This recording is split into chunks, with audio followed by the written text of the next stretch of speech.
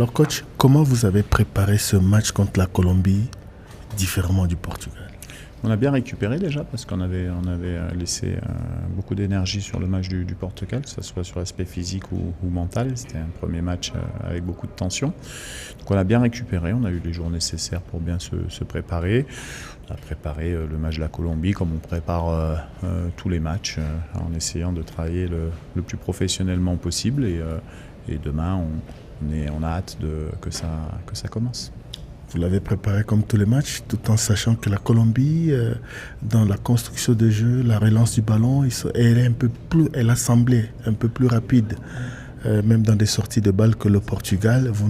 Vous avez mis en place le système de jeu pour contrer cela. Oui, c'est des équipes différentes, hein, des profils différents. Une équipe qui est comme le Portugal qui est beaucoup en possession, une équipe de la Colombie qui a des phases de possession, mais qui a surtout des phases de percussion avec des attaquants assez rapides. On a l'habitude de se concentrer sur nous d'abord, donc on a essayé de rectifier les différents points qui étaient ajustables par rapport à notre premier match. Et puis on va mettre un plan de jeu en place qui je l'espère, va nous permettre de remporter cette rencontre. On va partir sur du 3-5-2, sur du 5-3-2 ou sur du 4-3-3 classique. Ouais, on a la chance d'avoir beaucoup de joueurs avec des profils différents qui nous permettent d'utiliser différents systèmes de jeu. Donc ça, pour un coach, c'est bien. Donc il y aura un plan de jeu qui sera mis en place et puis qui pourra évoluer au cours de la partie peut-être. Mais en tout cas, voilà, on a la chance de pouvoir avoir plusieurs possibilités. Coach, c'est vrai que ce stade nous a porté bonheur en avril avec la qualification, mais les Colombiens ont l'habitude de jouer ici, dans cette zone, à l'altitude.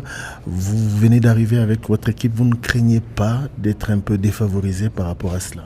Non, on craint pas, on s'adapte, on est là pour toujours lever la tête et avancer et se battre quelles que soient les conditions, et ça sera le cas demain. Les nouvelles de l'infirmerie, aucun malade, aucun blessé, les 26 sont à votre disposition? Oui, les 26 sont à notre disposition, on travaille bien, le staff médical travaille bien également, donc tout le monde est à disposition.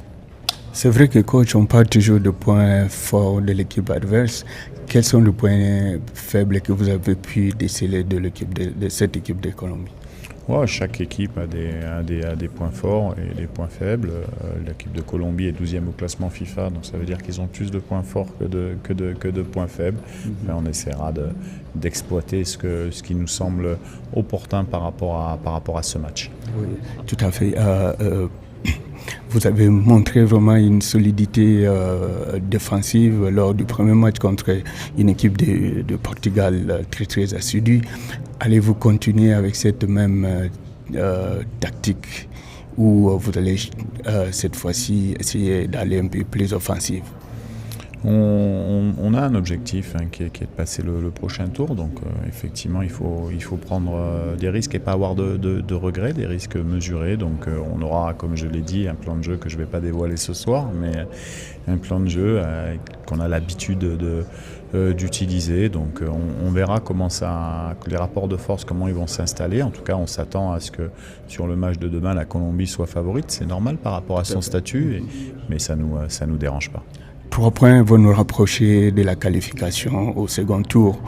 Et quel est le message que vous avez donné à vos joueurs à la veille de ce match? Je leur ai dit que pour nous c'était 2 finales. On allait jouer deux finales, donc il fallait qu'on puisse d'abord se concentrer sur le match de la Colombie, essayer de faire le nécessaire et j'allais dire pas de créer l'exploit, mais en tout cas de surperformer pour battre une belle équipe de la Colombie. On a l'habitude, généralement, on sait que notre équipe est capable d'élever son niveau de jeu contre des équipes qui nous sont soi-disant plus fortes. Donc demain, j'espère que ça sera le cas. Merci.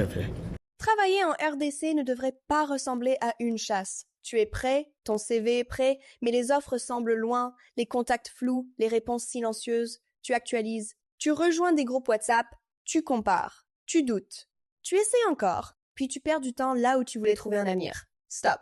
Avec Jobinter, tu ne cours plus derrière une opportunité en République démocratique du Congo. Tu commences ta recherche au bon endroit. Où que tu sois, ouvre Jobinter et lance ta recherche gratuitement.